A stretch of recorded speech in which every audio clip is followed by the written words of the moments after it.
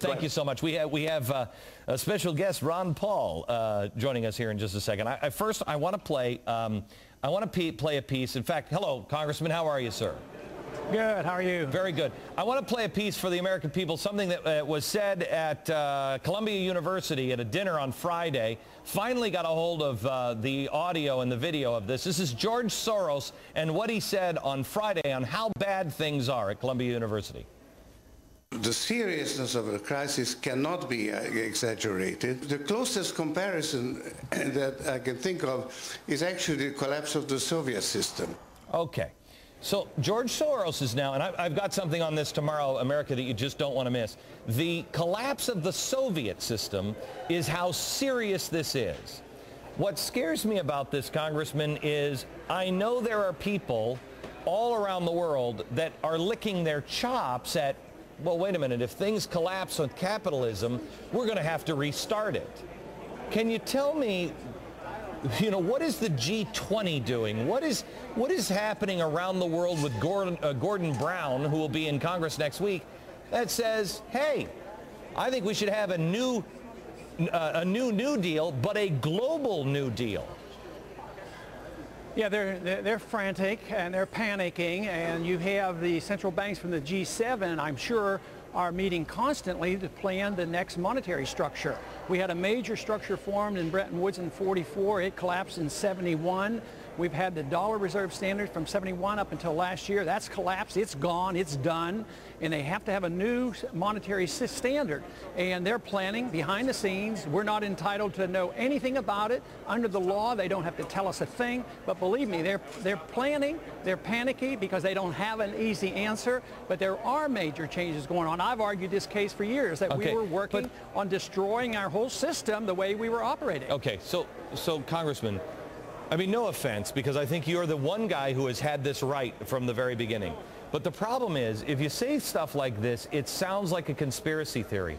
And I can't get, I mean, there's nobody in the media that is reporting this. There's nobody that's talking about this stuff, but it only makes common sense. If people know that the end is coming of the system that we have, and I'm not saying that, I'm not saying that we're all going to, cats and dogs are going to be sleeping with each other, et cetera, et cetera. What I'm saying is there's going to be a change coming.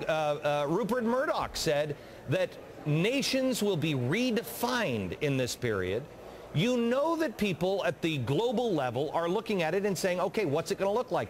Where can we find out? Where do we start to look? Well, you should look to the Congress, but they don't pay much attention either. And there will be a realignment, and there's a struggle going on with us who believe that we should have national sovereignty. We should be out of the UN, out of the World Bank, out of the IMF, and no world government. But that is the movement that we're going in. That is the direction that we're going in. But others are planning to go one step further. They weren't satisfied with Bretton Woods. They weren't satisfied with the dollar standard. Now they want to probably modify the special drawing rights of the IMF, which they tried and didn't fail. But they want to control capital, and they want to control the natural resources of the world. So, and they're not nationalistic at all. They believe in world government, and they're more out in the open now than they were 25 years ago. Here's the problem. I mean, everybody will say, oh, that Glenn Beck, he's a conservative. He just loved the Bush administration. No, I didn't. And while I am a businessman myself and I like big business, I don't have a problem with Walmart. I do have a problem with people that look at our country as a market. And that's what's happening. These global corporations are just looking at people as consumers and a market, so they don't give a flying crap about our Constitution or anything else. What's good for business? How do you stop that?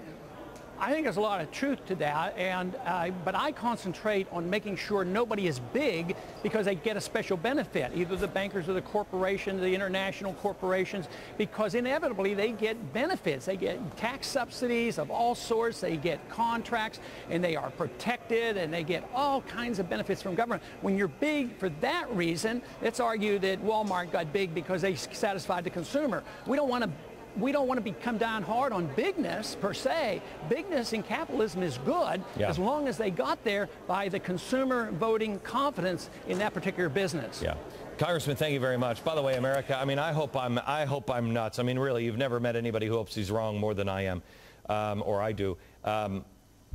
the solutions are going to be presented as gigantic and global, and the answer is going to be local. The answer is going to come from you and your local community and your state, not the globe. That's where a nightmare is coming.